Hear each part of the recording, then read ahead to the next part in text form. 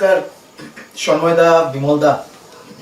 আমরা অনেকদিন পর আবার একত্রিত হয়েছি আমাদের সেই যে আলোচনা আমরা গতবার ঠিক করেছিলাম যে মাঝে মাঝেই বসে পশ্চিমবাংলার পরিস্থিতি, পশ্চিমবাংলার ভবিষ্যৎ, বর্তমান এইসব নিয়ে একটু কথা বলব। এবং আজকে বিশেষ করে আপনারা দেখলেন যে ভবানীপুরের ঘটনা, এবং আজকে বলে নয় গত কয়েকদিন ধরে, অর্থাৎ পশ্চিমবাংলার নন এমএলএ সিএম এমএলএ হওয়ার জন্য যখন প্রচার শুরু করলে, তখন ঠিক সেই প্রচারের ওই স্তর, ওই সেই দুর্যোধন, দুঃশাসন, আবার ওই পচা কুকুর, প্রার্থীকে বাধা দেওয়া, এবং আজকে আমরা দেখলাম যেভাবে যারা প্রচারে যাচ্ছে এবং প্রচারে যারা যাচ্ছেন কর্মী থেকে নেতা, তারা বিজেপির হলেই তাদেরকে বাধা দেওয়া হচ্ছে, তাদেরকে হেকেল করার চেষ্টা করা হচ্ছে। কথাটা হলো যে আমার একটা প্রশ্ন এখানে, যে পশ্চিমবাংলা, কলকাতার মানুষ মমতা বন্দ্যোপাধ্যায়কে ভোট দেবে কেন? আমরা তো গত 4 মাসে ভোট পরবর্তী হিংসা এই নিয়ে আমরা আলোচনা করেছি, একাধিক আপনি করেছেন। ভোট পরবর্তী হিংসা আমরা দেখেছি, কিন্তু এই যে প্রোগ্রেসিভ লুম্পেনাইজেশন যে হচ্ছে, সেই প্রোগ্রেসিভ লুম্পেনাইজেশন এটাই কি আমাদের ভবিষ্যৎ? এবং ভবানীপুর সো কল্ড, যদি আমরা বলি যে হার্ট অফ কোট আনকোট ভদ্রলোক কলকাতা, উনি সেদিনকে নিজেই মঞ্চে দাঁড়িয়ে বললেন এই ভবানীপুর, এখানে নেতাজি, দেশবন্ধু এইসব বলতে থাকলেন, এবং সেই তালিকার সাথে সাথে হয়তো নিজের নামটাও যোগ করার চেষ্টা করছিলেন আর কি। আমি একটু ইন্টারেক্ট করছি। আজকেই আমরা যেদিন বসে আপনারা এই আলোচনা করছি, আপনারা খেয়াল করেছেন কিনা জানি না, আনন্দবাজারে এই রিপোর্টটা বেরিয়েছে যেখানে বিদ্যাসাগরের সঙ্গে মমতা বন্দ্যোপাধ্যায়ের তুলনা করেছেন রাজ্যের শিক্ষামন্ত্রী ব্রাত্য বসু। বিদ্যাসাগর এবং মমতা বন্দ্যোপাধ্যায় এক আসনে বসিয়ে দিয়েছেন, নাথিং নিউ। ফলে স্বাভাবিকভাবে বিদ্যাসাগরকে নিয়ে যখন মমতা বন্দ্যোপাধ্যায় স্তরে নামাচ্ছেন রাজ্যের শিক্ষামন্ত্রী, তখন স্বাভাবিকভাবে মমতা বন্দ্যোপাধ্যায় বাংলার বা ভারতবর্ষের বাঙালিদের যে স্ট্যাটাস, সেটাতে টান মারবেন, এটা তো স্বাভাবিক, নাথিং নিউ। আমি খুব অবাক হই না। তার সঙ্গে যেটা হচ্ছে সেটা হচ্ছে পশ্চিমবাংলার রাজনৈতিক সংস্কৃতি নিয়ে। পশ্চিমবাংলায় মোটামুটি 60-এর দশক পর্যন্ত রাজনীতির সঙ্গে ভদ্রতা বা ভদ্রলোকের রাজনীতি, এই কথাগুলো চলতো। এটা ভদ্রলোক section of Indian society, Bengali society, তারা রাজনীতির সঙ্গে নিজেকে যুক্ত করতে ভালোবাসত। 60-এর দশকের শেষ থেকেই, 67-68 থেকেই লুম্পেনাইজেশনটা শুরু হয়। এখন সেটা দাঁড়িয়ে গেছে যে একেবারে লোয়ার লেভেল থেকে আপার লেভেলে কমপ্লিট লুম্পেনাইজেশন অফ পলিটিক্স। অর্থাৎ যারা রাজনীতি পরিচালনা করছে, একেবারে পাড়া থেকে একেবারে রাজনীতি জায়গা পর্যন্ত, ক্রিমিনালদের অ্যাডমিনিস্ট্রেশনে এইটা একটা ভয়ঙ্কর। এটা আমাকে খুব চিন্তিত করে এই কারণে যে এদের হাতে ক্ষমতা গেলে না খুব সহজে। বিহারের উদাহরণ দিয়ে একটা লাইন শেষ করি। বিহারে 15 বছরের লালু জমানো, আমরা তো এখনো সেটাকে বলি যে অন্ধকারের রাজত্ব, এখনো বলি অন্ধকারের রাজত্ব, যেখানে মানুষকে ধরে নিয়ে গিয়ে এক্সটর্শন করে, ওটাই ছিল সবচেয়ে বড় ব্যবসা। এবং পাটনাতে দিন দুপুরে গ্যাং ওয়ার চলতো, একদম মানুষ ভয়ে বেরোতো না বাড়ি থেকে, মানুষ ভয় ছুটে বাড়ি। ভোটের সময় কি হতো আমরা সকলেই জানি। সেটা নীতিশ কুমারকে খুব কঠোর হতে হয়েছিল সেখান থেকে বিহারকে বার করতে। এখন বিহারে কিন্তু সেটা নেই। পশ্চিমবঙ্গে ক্রমশ আমি ভেবেছিলাম 2011 পরে পরিস্থিতি উন্নতি হবে, কিন্তু ক্রমশ যেভাবে আমরা অতলে তলিয়ে যাচ্ছি, এইটা মধ্যবিত্ত মানুষকে ভাবতে হবে, কারণ ভাবনাটা সেখান থেকেই আসে। আপনি বিমলদা দমদমের মানুষ, দমদম সম্ভবত উত্তর দমদম পুরসভার পুরপ্রধান ছিলেন Subodh Chakraborty, if I am not wrong, তাই তো? সুবোধ চক্রবর্তী রিসেন্টলি রিপ্লেসড হয়েছেন চন্দ্রিমা ভট্টাচার্যের অ্যাপয়েন্টেড লোককে দিয়ে পুরো কোঅর্ডিনেটর, চিফ কোঅর্ডিনেটর হয়েছেন, চেয়ারম্যানের পোস্টে বসছেন। সে লোকটির নাম বিধান বিশ্বাস। হুইজ বিধান বিশ্বাস বলুন? দমদমের টেরার। দমদমে তিনি শোনা যায় 15-16টা বাউন্সার নিয়ে দিনের বেলা করেন, রাত্রিবেলার সংখ্যাটা বেড়ে যায়। পার্সোনালি অ্যাপয়েন্টেড বাউন্সার নিয়ে করেন। বলে পাবলিক লিডার সুবোধ চক্রবর্তী ব্যক্তিগতভাবে চিন্তাম, লোকটি ভদ্রলোক, তৃণমূল করতেন। সুবোধ চক্রবর্তীকে চন্দ্রিমা ভট্টাচার্য সে রিপ্লেস করলেন বিধান বিশ্বাসকে।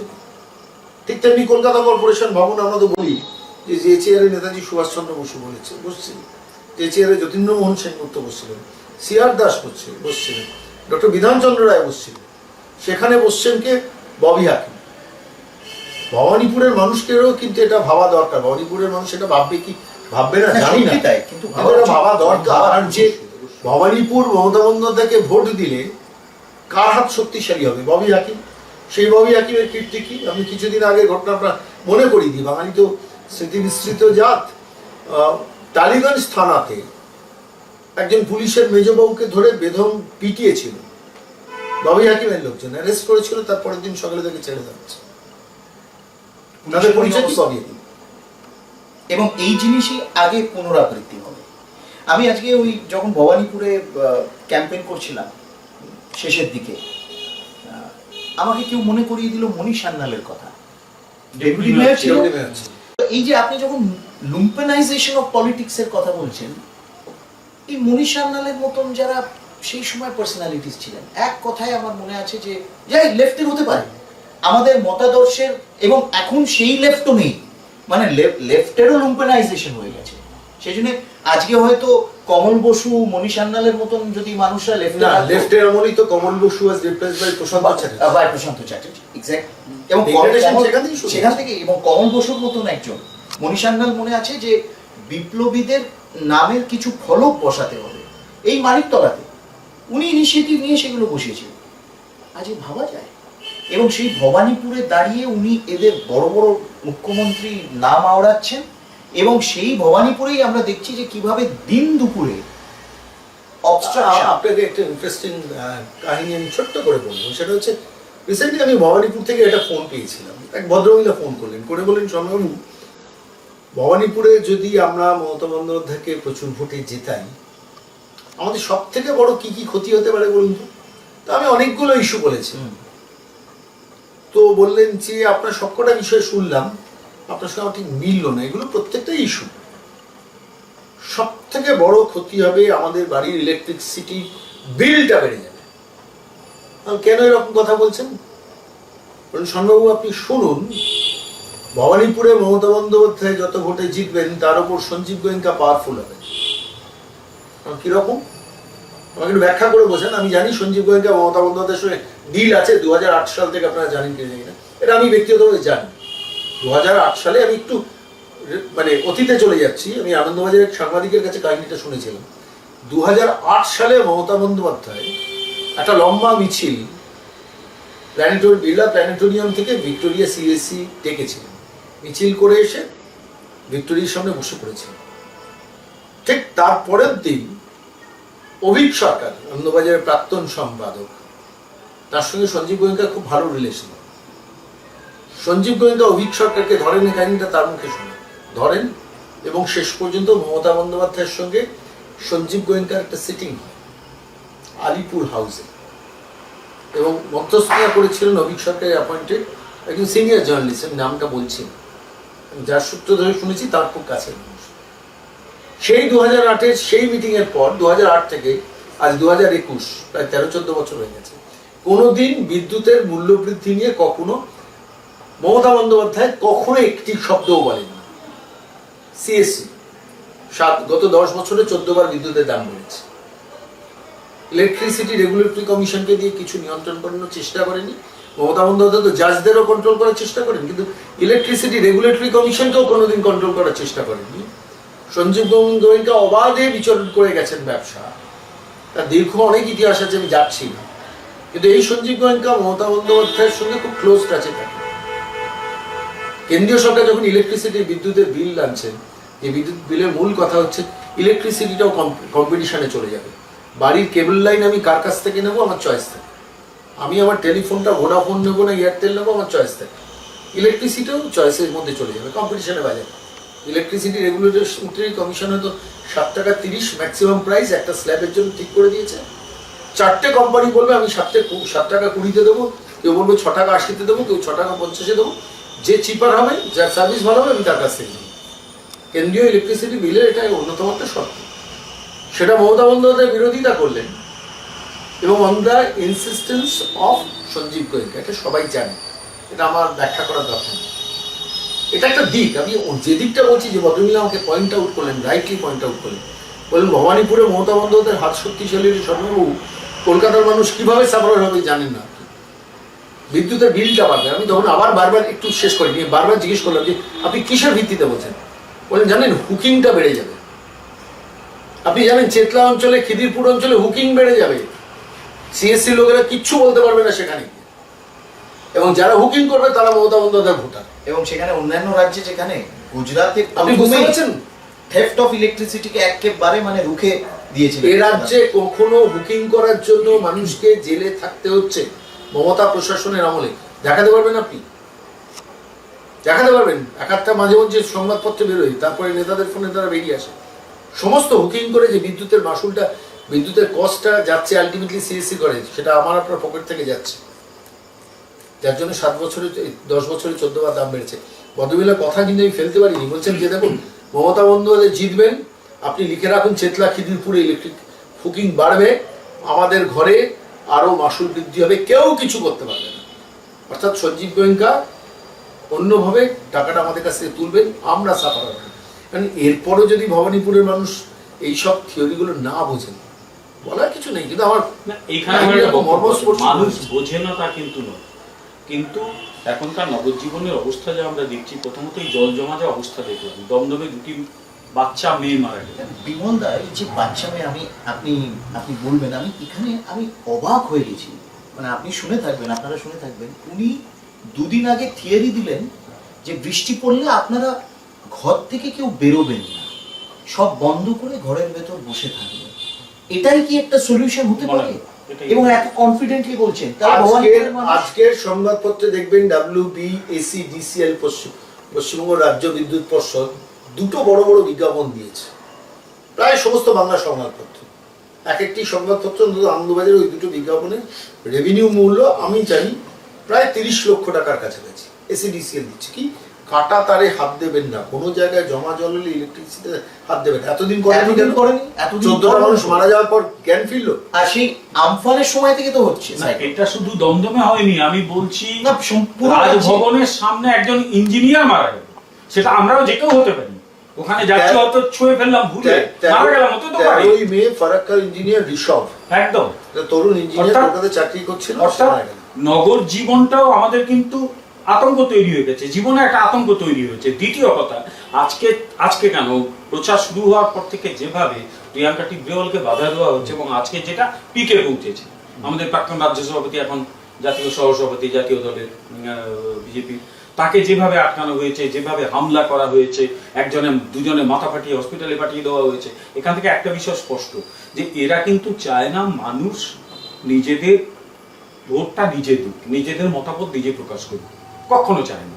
এরা চায় আমি যা বলবো তুমি সেইভাবে করবে। এই যে একটা নিয়ন্ত্রণমূলক ব্যবস্থা, কন্ট্রোল ডেমোক্রেসিটাকে এইভাবে নিজের মতো করে চালায়। আমি যা বলবো দ্যাট ইজ ডেমোক্রেসি, একদম আইনের শাসন নয়, এটা হচ্ছে যে শাসকের আইন, আমি যা বলবো তাই, শাসকের আইন, একদম। এবং আজকের এই যে ঘটনাগুলো ঘটলো, ওরা এখনো ডিনায়াল মোডে রয়েছে, এবং ওদের একজন বড় নেতা, খুব শিক্ষিত মানুষ, আমি শ্রদ্ধা করি যথেষ্ট। এখন তার কথা শুনলে আমার নিজেরই হাসি পায় যে শিক্ষা দীক্ষার কি দাম রইল। তিনি ইলেকট্রিককে পোল বাচ্চা মরে গেলেও অদ্ভুত থিওরি দেন। আজকেও বলেছেন জনগণ নাকি রেগে গেছে। বাড়ির সামনে লুঙ্গি পরে জলে আজকাল কেন কে জানে তৃণমূলের নেতা কর্মীদের নাম বলতে ইচ্ছা করে। আপনার ডক্টর মনি বলি, সৌগত রায় ওই ফটো সেশনটা করেছেন এবিপি আনন্দের ইনভিটেশনে, আপনি দেখবেন ওই বাড়ির সামনে।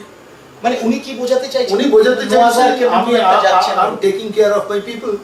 লেগান্সে তো উনি সাংসদ নন, তো লেগান্সে লুঙ্গি পরে ঘুরলে কিন্তু সময়টা দমদমের মানুষের কি এসে যাবে? দমদমের মানুষের আরেকটা কথা বলি, সৌগত রায় বলেছেন কদিন আগে, জল জমছে ঠিকই, এ তো আটকানো যাচ্ছে না, কিন্তু কোন মানুষ তো জলে ডুবে মারা যায়নি, ইলেকট্রিকে ছুঁয়ে মারা গেছে। মানে কতটা ইনসেনসিটিভ। কোন এই লোকটিকে ইডিয়েট বললেও বোধহয় ইডিয়েটের মান সম্মান যায়।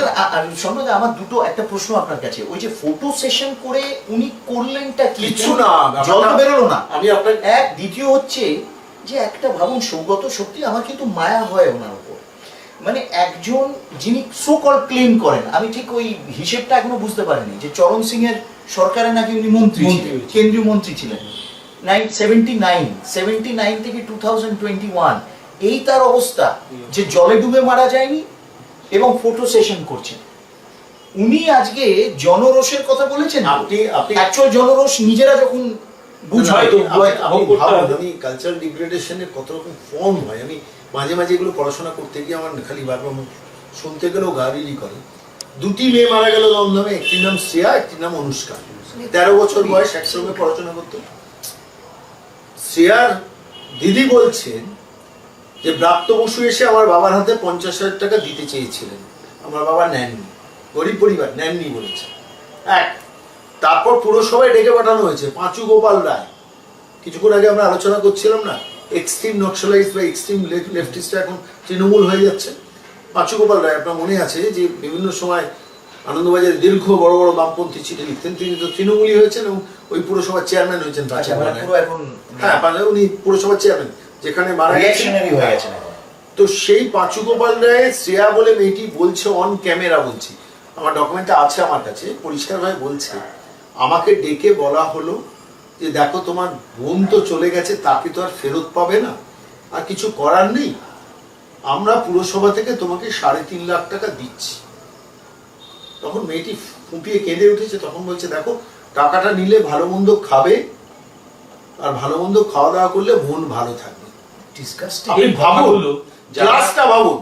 আমি বলছি সকল এটাতে, এটা কিন্তু মানে আমি বলছি সকল লেফটিস্ট, পাঁচু গোপাল রায় তো লেফটিস্ট কনভার্টেড টু তৃণমূল, আর এই তৃণমূলে কনভার্টেড হওয়ার পর তিনি বিং দ্য চেয়ারপারসন, যদি মেয়েটির কথা সত্যি হয় আমরা জানি না, মেয়েটি বলছে যে আমাকে বলছে যে ভালো মন্দ খাও, মন ভালো থাকবে, মনকে তো আর ফেরত পাবে না। মানে একজন পাবলিক অফিস হোল্ডার যে এইরকম ধরনের কথা, এটাই হচ্ছে ক্লাস, এটাই হচ্ছে তৃণমূলের ক্লাস। এই ক্লাসটাকেই তারা ইন্ট্রোডিউস করেছে সর্বত্র। সৌগত রায় বলছেন জলে ডুবে মরেনি, এ 50,000 টাকা দিতে যাচ্ছে, 50,000 টাকা দিতে যাচ্ছে, মানে জলে ডুবে মারা গেলে দোষ হতো, এটা কোনো ব্যাপারটা কিছু রয়েছে। সুভাষ মুখোপাধ্যায়ের একটা কবিতা আছে, ওই চীনে যখন তিয়েনআনমেন স্কোয়ারে ঘটনা ঘটলো, তারপরে উনি লিখেছিলেন বাচ্চারা যাতে খিদেই না মরে তাই তাদের বুলেটিন মেরে ফেলা হলো। ব্যাপারটা তাই, জলে ডুবে তো মরেনি, ইলেকট্রিক শকে মরলে আর কি যায় আছে। মানে কতখানি মানুষের সেন্স কমে গেলে মানুষ এই ধরনের কথাবার্তা বলতে পারে। কথাটা হচ্ছে সন্ময়দা, যে এই ধরনের যে একটি পলিটিক্যাল কালচার, মানে এটাকে কালচার বলা যায় না, এটা ডিকালচারালাইজেশন, মানে এইরকম ধরনের যে কথাবার্তা একজন পাবলিক অফিস হোল্ডার, তার মানে এটা আসে যখন তার মনে হয় যে সে অ্যাকাউন্টেবল না, সে মানুষের কাছে অ্যাকাউন্টেবল না, তার ইলেক্টোরেটের কাছে অ্যাকাউন্টেবল না, সে কেবলমাত্র একটি ব্যক্তির কাছে অ্যাকাউন্টেবল, এবং সেই ব্যক্তির সামনে নিজেকে যত ঔদ্ধতভাবে প্রেজেন্ট করতে পারো। আমরা দেখেছি পার্লামেন্টে টেবিলের ওপর দাঁড়িয়ে তাদেরই এমপি, তৃণমূলেরই এমপি কাঁচ ভেঙেছে, মার্শালদের মারামারি পিটিয়েছে, টেবিলের ওপর দাঁড়িয়েছে, তারাই করেছে। তারপর এই যে দিনের পর দিন থ্রেট করা, একটা যে অ্যাগ্রেসিভ বিহেভিয়ার তাদের পার্লামেন্টে আমরা দেখেছি। এবং ত্রিপুরায় গিয়ে প্রত্যেকবার তারা ওই দেখলেন তো, আপনিও সেটা হাইলাইট করেছেন বিমলদা, আপনিও বলেছেন আপনার ইয়েতে, একবার ব্যান্ডেজ এইদিকে বাঁধছে, অন্যদিকে আবার বাঁধছে, আবার যখন হসপিটাল থেকে বেরোচ্ছে ঢুকছে অন্যদিকে ব্যান্ডেজ বাঁধা। না, যেটা হচ্ছে যে ওই প্রশ্নটা যেটা আপনি বললেন, ভবানীপুরের মানুষ কেন মমতাকে ভোট দেবে বা কলকাতার মানুষ কেন দেবে, এই শোনার জন্য না। ভবানীপুরের মানুষ, আমি আপনাকে বলি, ভবানীপুরে যদিও লেফটিস্ট পত্রিকা গণশক্তিতে রিপোর্টটা বেরিয়েছিল যে 35টা প্লটের মালিক হচ্ছেন একটা ওয়ার্ডে ভবানীপুরের ব্যানার্জি পরিবার, তাই তো? তারপরে তো শুনেছিলাম, অনেক হঙ্গিতঙ্গি শুনেছিলাম যে তার গণশক্তি পত্রিকার বিরুদ্ধে মানহানি মামলা, আজ অব্দি হয়নি সেটা। বিকাশবাবু বলেছিলেন যে মামলাটা করতে দিন, আমরা ফেস করব। মামলাটা করেননি কিসের ভয় এখনো পর্যন্ত? তার মানে অরিজিনাল সত্য হচ্ছে 35টা প্লটের মালিক হয়ে গেছে। এইবার প্রশ্নটা হচ্ছে যে ভবানীপুরের মানুষ মমতাকে যত বেশি সাপোর্ট দেবে, তত মানুষের জীবন কিন্তু ইনসিকিউর হয়ে যাবে। কেন সব প্লট যাবে, সব প্লটই তো যাবে একটা পরিবারের হাতে।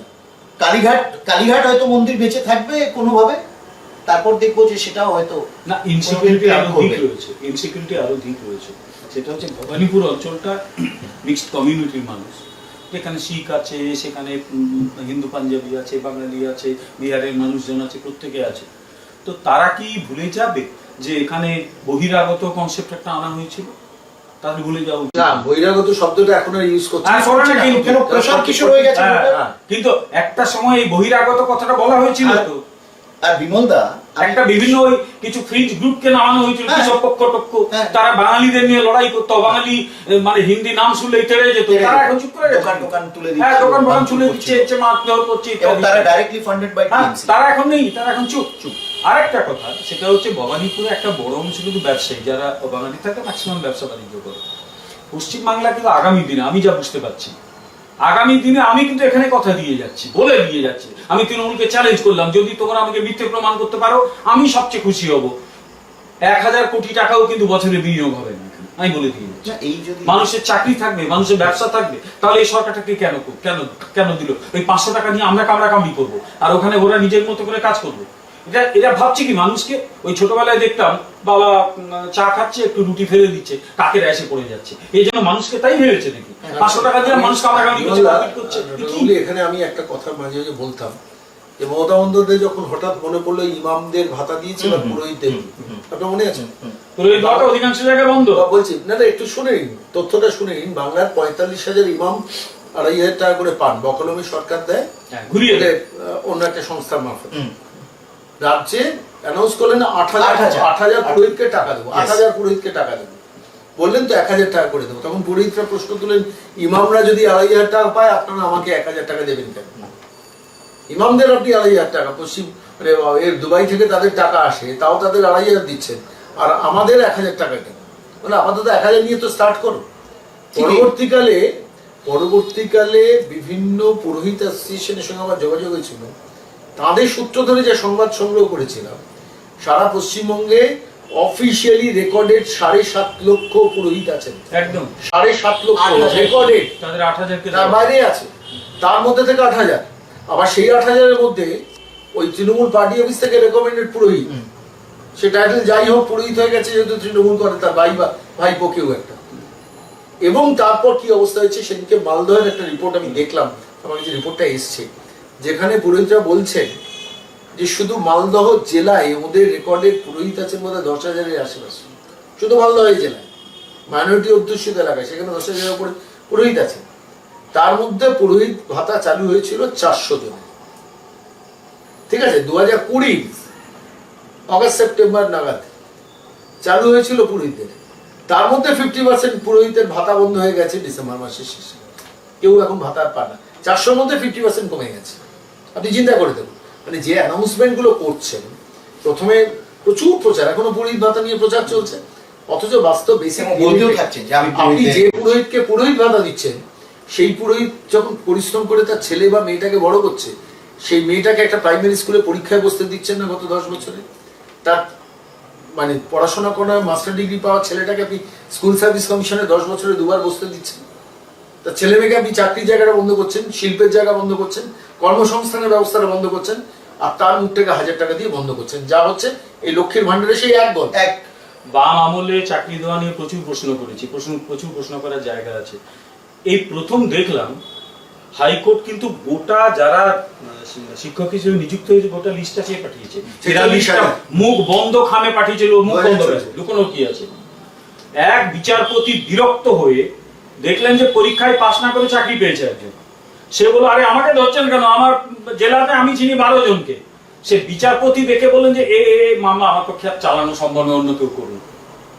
মানে পশ্চিমবাংলা এই জায়গায় পৌঁছেছে, একজন বিচারক দেখে বিরক্ত হচ্ছে, গোটা চাকরি দেওয়া নিয়ে প্রশ্ন উঠছে। একজন বামফ্রন্টের একজন নেতা ছিলেন, তিনি শাসক দলে জয়েন করলেন, তার মেয়ে কোথাও নাম ছিল না, সে স্কুল সার্ভিস কমিশনে একদম 1 নম্বরের নাম হলো, সে চাকরি পেয়ে গেল, পরেশ অধিকারী।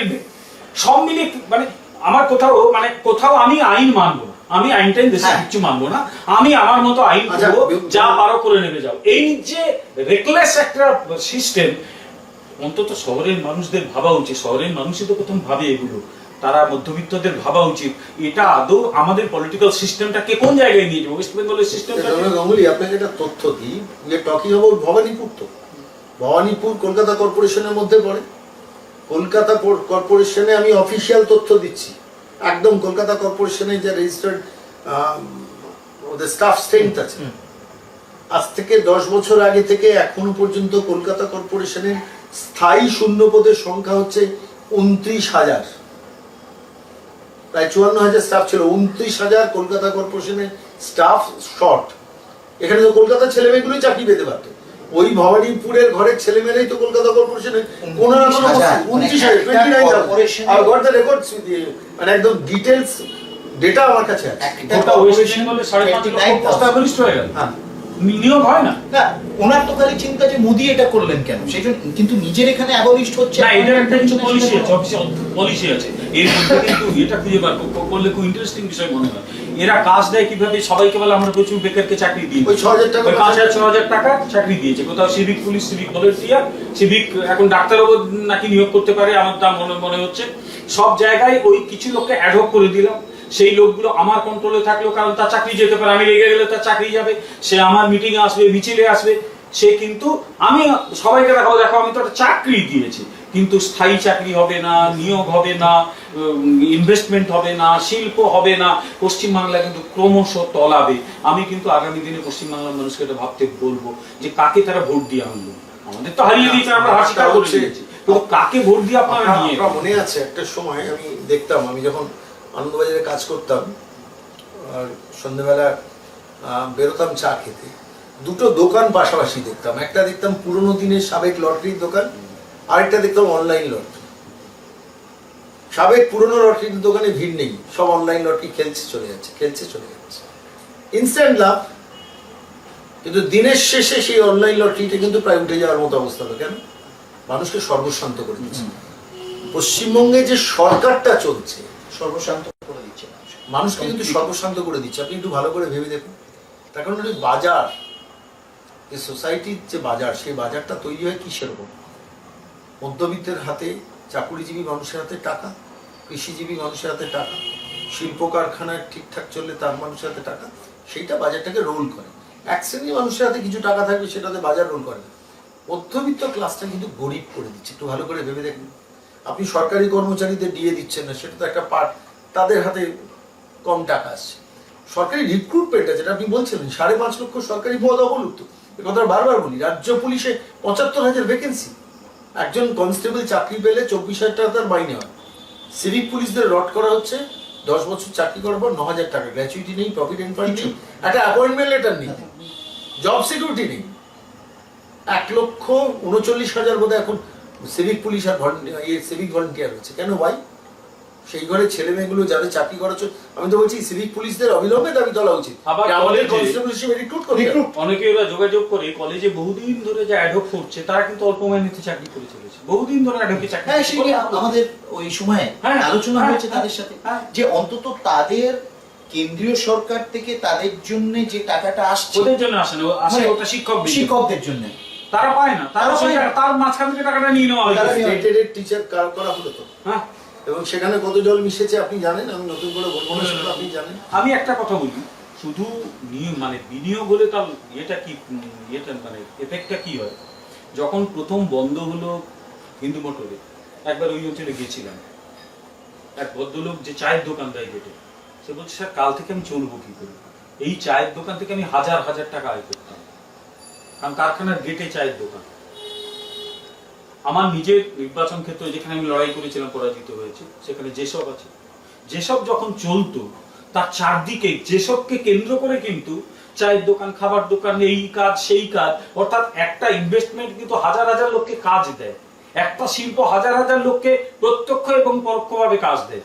এখানে এরা বলছে কি আমি তোমাকে অ্যাডভোকেট চাকরি দেবো, 5,000 6,000 নাও, এদিক ওদিক থেকে খাবার কিছু নাও না, যে 40% বেকারত্ব কমেছে, ওই যে অ্যাডভোকেট 1,20,000 না 1,40,00,000 মানুষকে চাকরি দিয়েছে। অ্যাডভোকেট কি চাকরি দিয়েছে? আমি ধরুন এই কলকাতা কর্পোরেশন যেখানে ভবানীপুর ইলেকশন হচ্ছে, সেখানে ঝাড়ুদারকে কেন্দ্রীয় সরকারের নগরোন্নয়ন দপ্তরের কন্ট্রাকচুয়াল লোকেদের দৈনন্দিন রোজ 150 টাকা 200 টাকা রোজে তাদের খাটিয়ে নেওয়া আছে। সেটা মমতা বন্দ্যোপাধ্যায়ের কাছে চাকরি। চাকরি তো কর্মসংস্থানে যে জায়গা, পারসেপশন অ্যাবাউট কর্মসংস্থান। একটা মানুষকে জীবন জীবিকার জন্য আমি বসিয়ে রেখেছি, তো সেই জীবন জীবিকার জন্য সে পড়াশোনা করছে, পরিশ্রম করছে, করে শেষ পর্যন্ত যখন বড় হচ্ছে, তখন তাকে তার কর্মসংস্থানের জায়গাটা দিয়ে দিচ্ছি। শপিং মলে একটা চাকরি, একটা 12 ঘন্টা চাকরি করে 6,000 টাকা মানে একটা সিকিউরিটি গার্ডের চাকরি, সারা পশ্চিমবঙ্গটা ঠিকাদার কোথায় ঢুকে গেছে। যে কোনো সরকারি অফিসে যান 6,000 টাকার কন্ট্রাকচুয়াল, তৃণমূল নেতাকে ঢুকে চাকরিতে পেয়েছেন, সেখানেও 6 লাখ টাকা দিয়ে 6,000 টাকা চাকরি। ফলে আমি কোথায় টাকাটা ইনভেস্ট করব এটা কিন্তু খুব ইম্পর্টেন্ট। পশ্চিমবঙ্গে এটা কিন্তু মারাত্মকভাবে মার খাচ্ছে। এটা কিন্তু বাংলার মানুষকে, যে মানুষের 500 টাকা যার বাড়ির গৃহিণীর হাতে টাকা দেওয়া হচ্ছে, তাকে এটা বুঝতে হবে, এটা প্রশ্ন করতে হবে যে আমার ছেলেটার কর্মসংস্থান, আমার মেয়েটার কর্মসংস্থান, আমার কারখানায় যাওয়ার অধিকার, আমার কোনো একটা চাকরি পাওয়ার অধিকার তুমি কেড়ে নিয়েছো, নিয়ে তুমি আমার বউয়ের হাতে 500 টাকা। What is this? আর এই যে গত কয়েকদিন থেকে যে ভাইরাল, শিশুদের মধ্যে ভাইরাল ফিভার হচ্ছে, এই নিয়ে কোন রকম স্টেটমেন্ট, কোন রকম আমি কিছু নেই। আমি ডক্টর সুকান্ত মজুমদার সিংকে রেফারেন্সে বলছিলেন, কথাটা শুনে চমকে উঠলাম।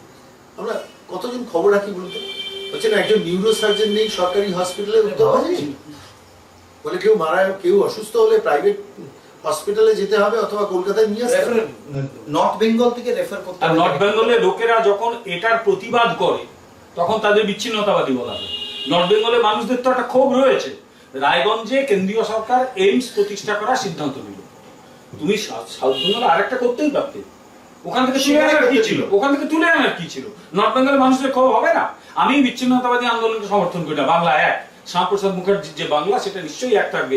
আমাদের সভাপতি সুকান্ত মজুমদারও সেটা বলেছেন। কিন্তু তুমি সেই মানুষগুলো ক্ষোভ আরো বাড়াচ্ছ।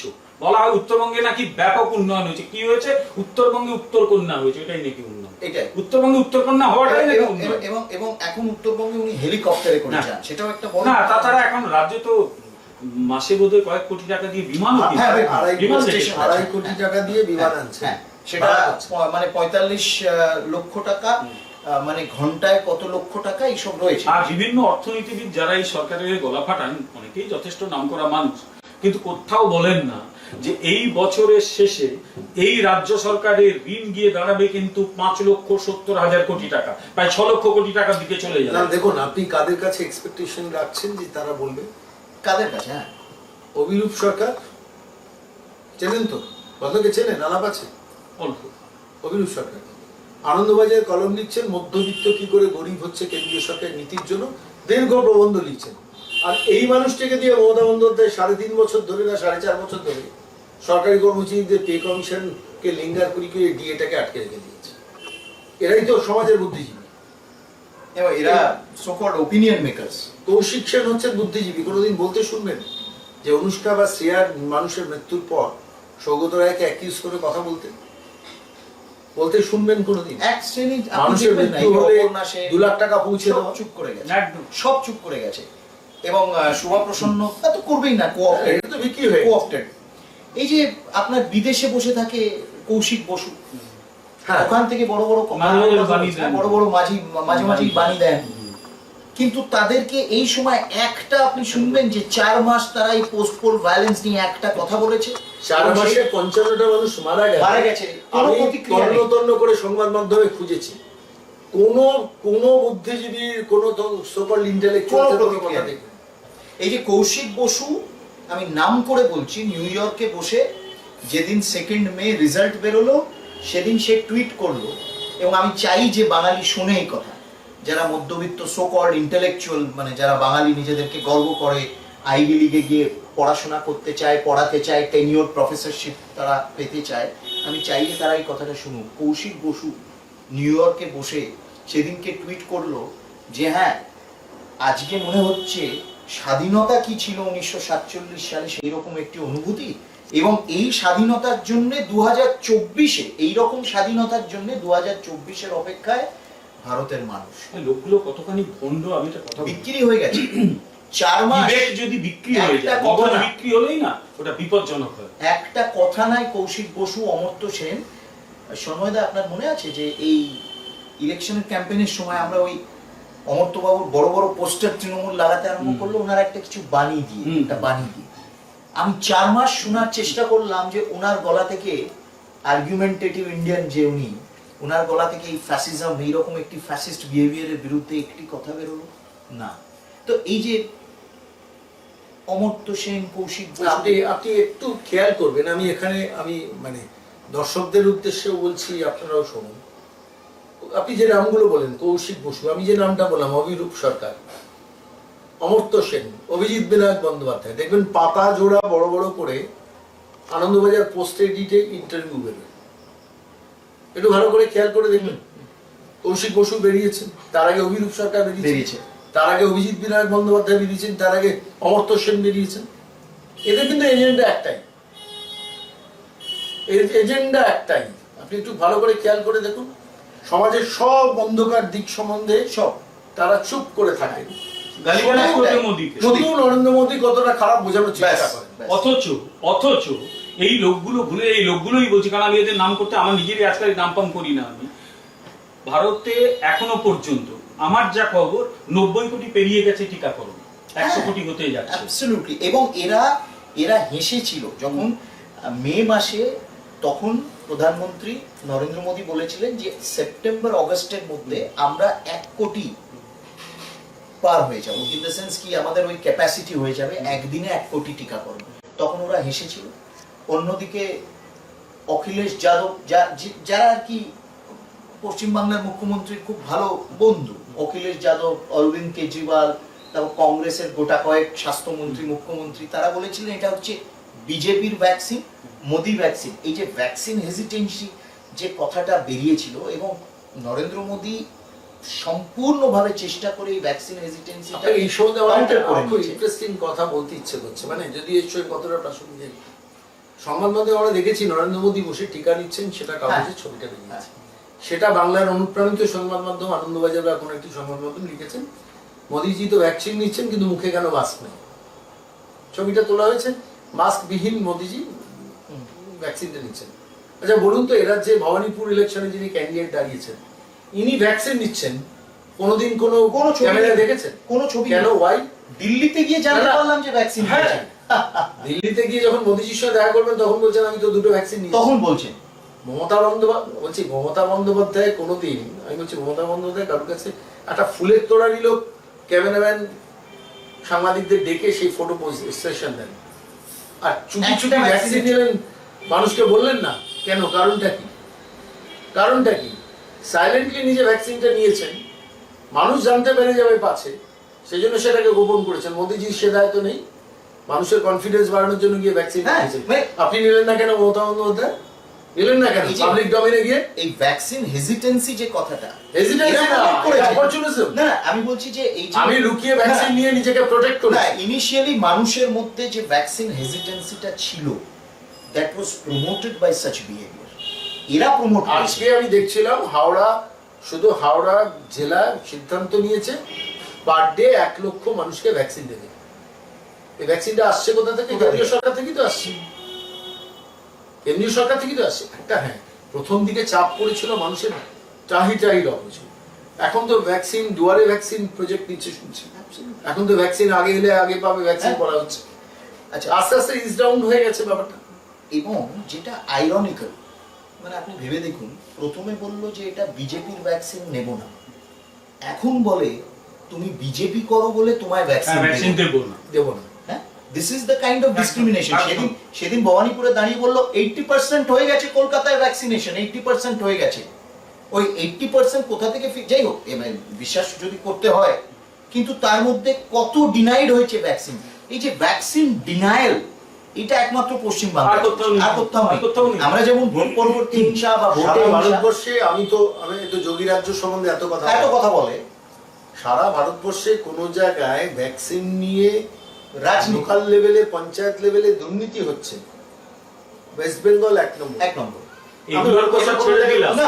এবং বিমল দা বলছে কি জানেন, আপনারা তো জানেন, বলছে ভ্যাকসিন নিতে গেলে বলছে যে যা মোদির কাছ থেকে, ঠিক এই ভাষা, আমি খুব আই এম এক্সট্রিমলি সরি যে আমাকে এই ভাষা বলতে হচ্ছে, যা মোদির কাছ থেকে ভ্যাকসিন নিয়ে, ভাই মোদি তো দিচ্ছে ভ্যাকসিন, মোদি তো পাঠাচ্ছে ভ্যাকসিন।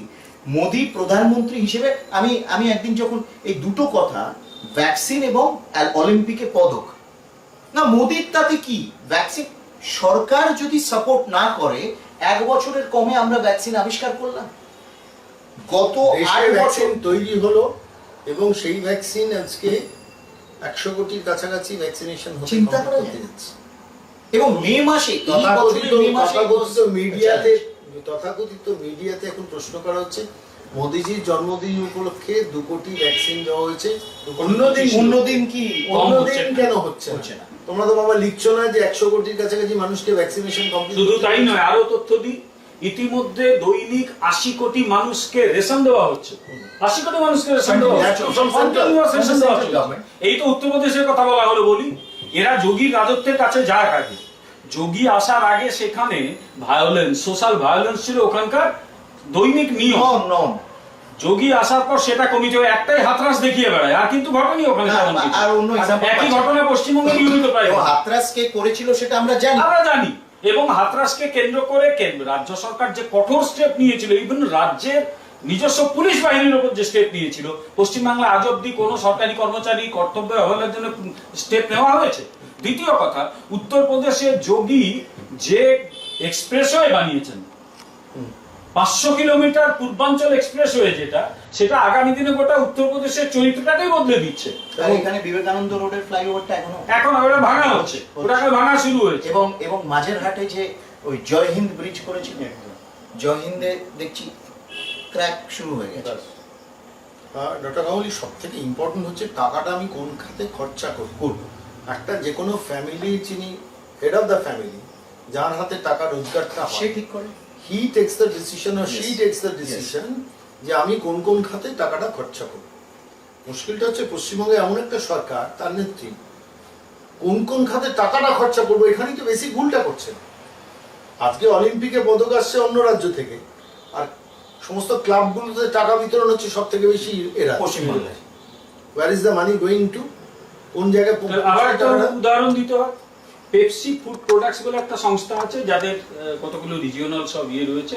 তারা কেরালাতে দীর্ঘদিন ধরে প্রোডাকশন চালাতো, কিন্তু এখন কেরালাতে যা শুরু হয়েছে, ওখান থেকে শিল্পগুলো উঠে যেতে শুরু করেছে, ওখানে ইউনিয়ন বাজি শুরু হয়ে গেছে। আমি একটা লেখায় পড়লাম যে 67-68 পশ্চিমবাংলায় যা শুরু হয়েছিল, এখন কেরালাতে বামপন্থীরা শুরু করে দিয়েছে।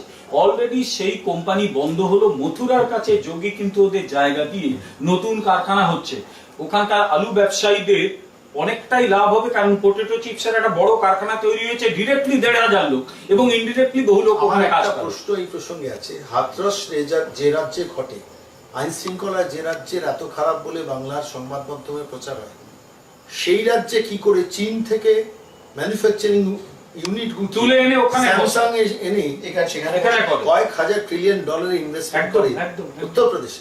আর এই পশ্চিমবঙ্গ, যেখানে 4 বছর পর পর শিল্প বাণিজ্য সম্মেলন হচ্ছে, সেখানে দাঁড়িয়ে জিন্দালদের কারখানা, যেটা বুদ্ধবাবুর আমলে তৈরি হয়েছিল, সেটা শেষ পর্যন্ত দুর্ঘটনায় একটা সিমেন্ট কারখানায় পরিণত হয়েছে, ছোট্ট সিমেন্ট কারখানায় পরিণত হয়েছে। সেই জিন্দালদের একটা গ্রুপ আজকে সমস্ত ইনভেস্টমেন্ট গিয়ে করছে তেলেঙ্গানাতে, পশ্চিমবঙ্গে না। এবং এই যে শিল্প সম্মেলন গুলো হয়, এর কোনো হিসেব কিন্তু নেই। না, রাজ্যপাল চেয়েছিলেন তো দেয়নি, 1 বছরের ওপর চিঠির উত্তর দেয় না। আমার আর একটা বলে সুবিধা হবে, এখনকার দিনে মোটামুটি যা বোঝা যাচ্ছে, তেল চালানো গাড়ির যুগ শেষ হয়ে যাচ্ছে, এখন ইলেকট্রিক গাড়ি তৈরির বড় বড় কারখানা কিন্তু পাচ্ছে কে? কর্ণাটক ও গুজরাট। তাদের লিস্টে বাংলার নাম নেই। হবে কি করে? তাদের লিস্টে বাংলার নাম। টাটা চলে যাওয়ার পর কোনো ইন্ডাস্ট্রি, আমাদের 500 টাকাই ভবিতব্য। বিমলদা, টাটা চলে যাওয়ার পর কোনো বড় ইন্ডাস্ট্রি কি বাংলাকে বিশ্বাস করে বলুন? 100 কোটি 150 না, আমাদের ভবিতব্য 500 টাকা হবে। আমাদের ভবিতব্য কি 500 টাকা, 1000 টাকা খয়রাতি? মানে এই পলিসি অনুযায়ী তাই। এবং সর্বদা আপনি ওই মানে এবার আপনি যে কথাটা বললেন, এটা আপনি ইউ ড্রিউ অ্যাটেনশন টু ইট, এটা সত্যি কিন্তু ভাববার বিষয় যে উনি প্রকাশ্যে ভ্যাকসিনটা নিলেন না কেন। মানে নিজের এই যে স্বভাব, এই যে ওনার স্বভাব, এই না, ওর মধ্যে একটা কমপ্লেক্স কাজ করেছে যে সব মানুষ তো ভ্যাকসিন পায়নি, আমি নিয়ে নিয়েছি জানলে তো মানুষ আমাকে ছোট ভাববে। যেমন ডেঙ্গুর তথ্য লুকোলে, ডেঙ্গু বেশি হয়েছে জানলে নাকি সবাই ওকে দোষ দেবে, বেশি হলে ডেঙ্গুর তথ্য লুকেন। করোনায় মানুষের মৃত্যু হলে তথ্য লুকেন, তার কারণ যে করোনায় মানুষের মৃত্যু মমতা বন্দ্যোপাধ্যায়ের জন্য হয়েছে, মানুষ ভাববে, সুতরাং মৃত্যুর সংখ্যা সব লুকো। ঠিক তেমনি ভ্যাকসিনেশনের অ্যাটেম্পটাও কিন্তু ভ্যাকসিনেশন লুকিয়ে নেওয়ার পেছনেও কারণ ওইটা যে আমি ভ্যাকসিন নিয়ে নিয়েছি, লোকে জেনে যাবে যে অপরের থেকে আমি মুখ্যমন্ত্রী হিসেবে আগে নিয়ে নিলাম। যেটা তো উচিত ছিল, যেটা মোদিজি করলেন, যে মানুষের কনফিডেন্সটা বাড়াও। আমি ভ্যাকসিন নিচ্ছি, তোমরা নাও। মানে তোমার মনে হলো না যে পশ্চিম বাংলায় সবচেয়ে বেশি সংক্রমণ? ডিফারেন্সটা, অ্যাটিটিউডের ডিফারেন্স। আমি আপনাকে শেষ করবো আমার বক্তব্যটা, আমি টেকিং আ লং টাইম। আমি শুধু বলবো যে ভবানীপুর নির্বাচনে আমরা একটু ফিরে আসি। ভবানীপুর নির্বাচনে মমতার ভোট পাওয়ার যে ক্ষতিগুলো, আমি ওই ভদ্রমহিলা ফোন করে বলেছিলেন যে বিদ্যুতের আমরা এফেক্টেড হব। মমতা বন্দ্যোপাধ্যায় ভবানীপুরে ভোট পেলে, ভোটে জিতলে সব থেকে বেশি হুকিং বাড়বে, এবং নির্দিষ্ট এলাকা বলে দিয়েছিলেন চেতলা, খিদিরপুরে এইসব অঞ্চলে বেশি করে বাড়বে হুকিং, আর তার ক্ষয়রাতি দিতে হবে আমাদের এইসব অঞ্চলের মানুষদের। আমি ওর কথাটা খুবটা প্রথমে বিশ্বাস করতে পারিনি, পরে ভেবে দেখেছি খুব ভুল কিছু বলেনি। কিন্তু আমার যেটা মনে হয়েছে, ভবানীপুর নির্বাচনে মমতা বন্দ্যোপাধ্যায়ের ভোট পাওয়া মানে তোলাবাজ বাহিনীর সমৃদ্ধি ঘটে মারাত্মকভাবে। আজকে যারা দিলীপ বাবুকে মারলেন, গত দুদিন আগে যারা ডক্টর সুকান্ত মজুমদার, জ্যোতির্ময় সিং মাহাতোকে মারলেন, যারা প্রিয়াঙ্কার হাত ধরে টানলেন, সেই বাহিনী তো শক্তিশালী হবে। এই লুম্পেন বাহিনী, এই তো ভাইপোর তোলাবাজ বাহিনী, এরাই তো সমৃদ্ধ হবে। এক, দু নম্বর যেটা হবে, মারাত্মকভাবে পারিবারিক সমৃদ্ধি হবে ভাইপোদের। ওই ভবানীপুর অঞ্চলে, কালীঘাট অঞ্চলে 35টা প্লট গণশক্তি চেপেছে, তো আগামী দিনে 70টা প্লটের পরে আমরা শুনবো হয়তো। কোনো বয়স্ক মানুষ, মানে আমি তো বহু ফোন পেয়েছি, কালীঘাটে নাম বলতে চান না, তারা বলেন যে দাদা কি অসহায় অবস্থায় আছি জানেন না, আমাদের উপর কি প্রেশার ক্রিয়েট করছে বাড়িটা নিয়ে নেওয়ার জন্য। ছোট্ট এক দোকানদার সেদিকে ফোন করে বলছেন ক্রমাগত আমাদের উপর প্রেশার করছে, যে কোনো সময় আমাদের দোকানটা নিয়ে নিতে পারে। আতঙ্কে আছি আমি। অন্তত 3-4টে ফোন আমি বিভিন্ন সময়, মানে গত 1-1.5 বছর পেয়েছি কালীঘাট অঞ্চল থেকে। মানুষ কি ইনসিকিউর একটা পরিবারের জন্য। এটা একটা দিক, যেমন একটা পরিবারের সমৃদ্ধি, তোলাবাজদের সমৃদ্ধি। আরেকটা মারাত্মক জিনিস হবে মমতা বন্দ্যোপাধ্যায় জিতলে, মারাত্মকভাবে মানুষের মিথ্যে কথা বলার প্রবণতাটা বেড়ে যাবে। কারণ তারা তো দেখছে রাজ্যের মুখ্যমন্ত্রী এত মিথ্যে কথা বলেন। সেদিনকে একটা মিথ্যে কথা খুব ভাইরাল হয়ে ভিডিওটা এসছে, আপনারা দেখেছেন কিনা জানি না। প্রকাশ্যে অনিয়ার ক্যামেরার সামনে দাঁড়িয়ে বলছেন, আরে বিদ্যুৎ পড়েছে, আমি বসে আছি, আমার টেবিলের ওপর দুটো ফোনের ওপর দিয়ে বিদ্যুৎটা চলে গেল, ফোন দুটো নষ্ট হয়ে গেল, আমার উপর পড়লে তো আমি মরে যেতাম। ভাবুন, একটা রাজ্যের মুখ্যমন্ত্রী যদি এই ভাষায় কথা বলেন যে আমি চেয়ারে বসেছি, টেবিলের দুটো ফোন নষ্ট হয়ে গেল, বিদ্যুৎটা নাকি আমার ফোনের ওপর দিয়ে, আমার উপর পড়লে তো আমি মরেই যেতাম, আমার উপর পড়লে মরে যেতাম। এইটা কি ওই পেগাসাস মাঝে মাঝে ফেরোশাস ডেঞ্জারাস বলতে থাকে। কালকে দাঁড়িয়ে বলেছেন বিদ্যাসাগরের জন্মদিন, 200তম জন্মদিন, কেউ একজন পেছন থেকে বলছে 201তম। তো বললেন 201 না, তখন মমতা বন্দ্যোপাধ্যায় নিজেই বলেছেন, আমি ওটা ভিডিওটা 2-3 বার চালিয়ে দেখেছি, যেখানে বলছেন ওই 200 আর 201 একই হলো। কেন ওই মূর্তি এবং মূর্তি ভাঙাটা একই হলো, এবং সিসিটিভি ফুটেজটা একদম পাওয়া গেল। মুখ্যমন্ত্রী, আমি কথাটা বারবার বলি, এই রাজ্যের মুখ্যমন্ত্রীর কেরিয়ার শুরু হয়েছিল মিথ্যে দিয়ে। ইস্ট জর্জিয়া বিশ্ববিদ্যালয়ের ডক্টর। যে রাজনৈতিক নেত্রী বা নেতার জীবনের কেরিয়ার শুরু হয় ফলস ডিগ্রি ডিপ্লোমা দিয়ে, তার ভাইপোরও তো এমবিএ ফলস শুনেছি।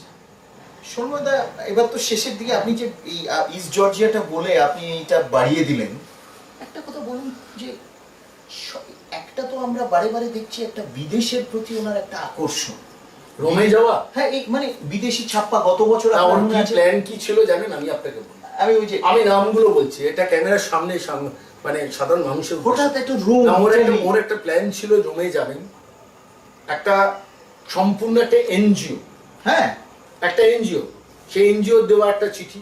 মানে ধরুন আপনি বিমলদা অঞ্চলে খ্যাতিমান অধ্যাপক, রাজনীতিবিদ, সব ঠিক আছে, পাড়ার বালক সংঘ কোনো একটা গণেশ পুজো বা অমুক পুজোয় বিমলদাকে নেমন্তন্ন করলেন।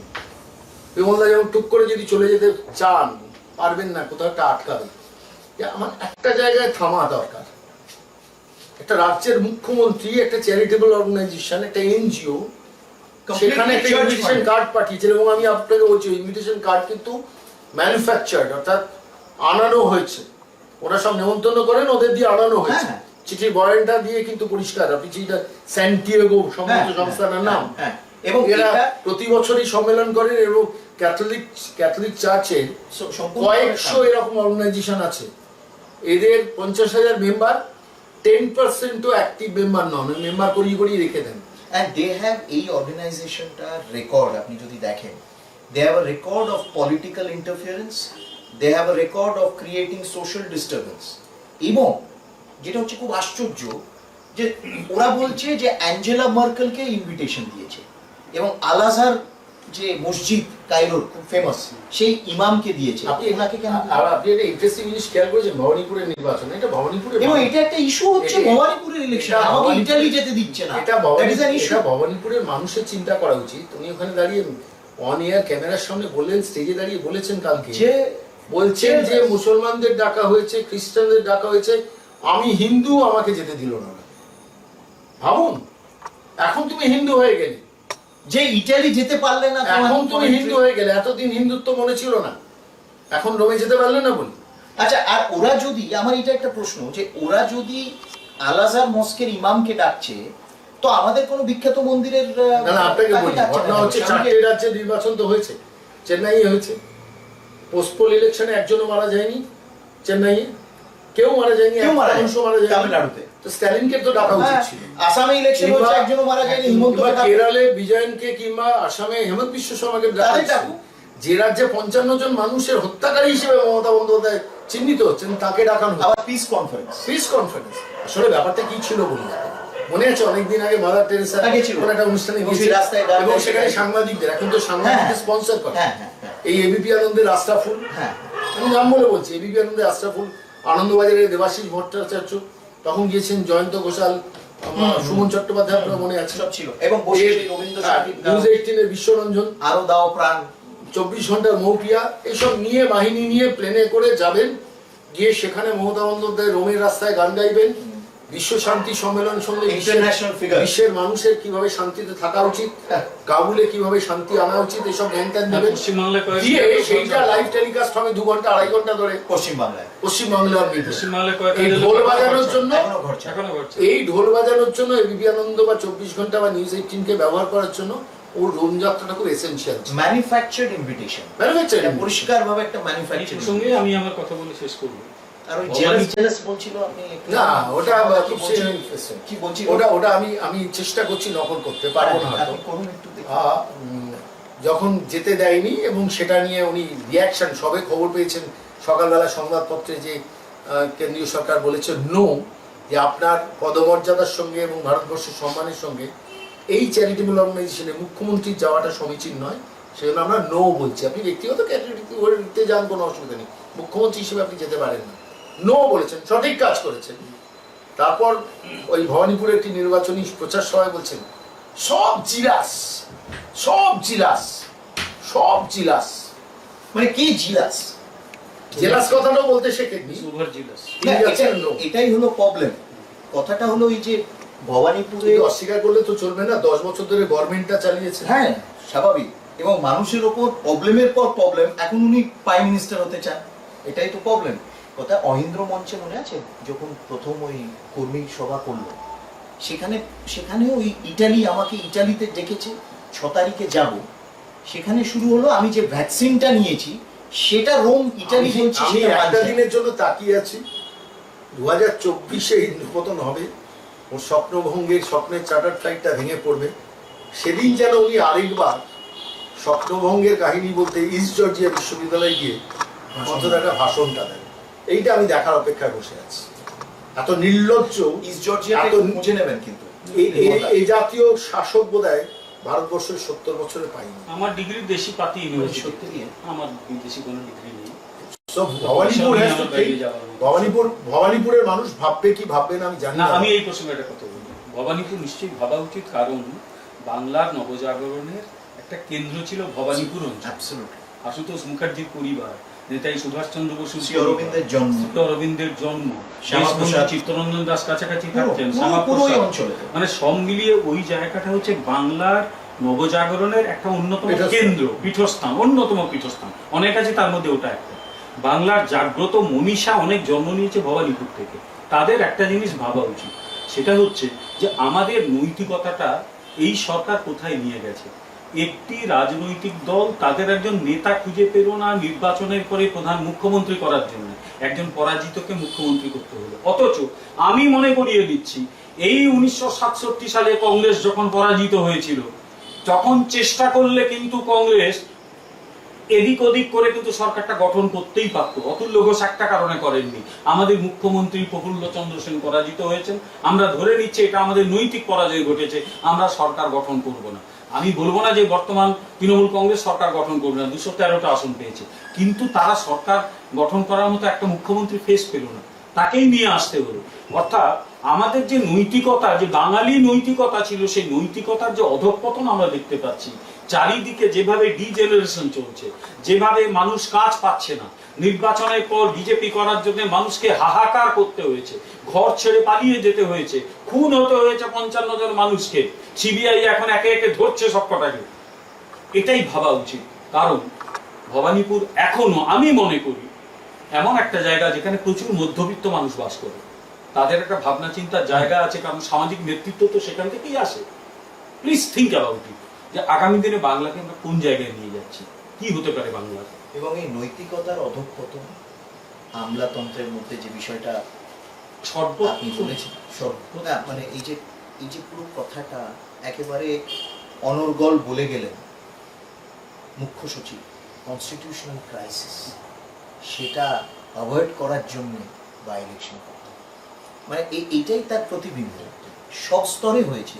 এবং যাদের হাতে শাসনতন্ত্র রয়েছে, যারা so called have owed their allegiance to the constitution করে তারা সেন্ট্রাল সার্ভিসেসে রয়েছে, তাদেরও চারিত্রিক অবনতি এই ধরনের হয়েছে পশ্চিমবঙ্গে।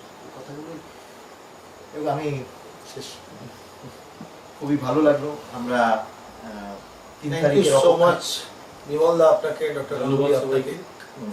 আগামী দিনে আবার আমরা একসঙ্গে হবো, আবার বিভিন্ন বিষয় নিয়ে আমাদের অনেক কিছু করার নেই, কিন্তু কিছু মানুষের ঘুম ভাঙানোর প্রয়োজন আছে, মানে ক্ষমতাটুকু আছে, আমরা সেইটুকুই চেষ্টা করছি। ভবানীপুরের মানুষ কি ভাববেন না ভাববেন, কি করবেন না করবেন জানি না, কিন্তু আমাদের কিছু আবেদন, ভবানীপুরের মানুষের সিদ্ধান্তের উপর অনেক কিছু নির্ভর করে, অনেক কিছু বাংলা কোন পথে।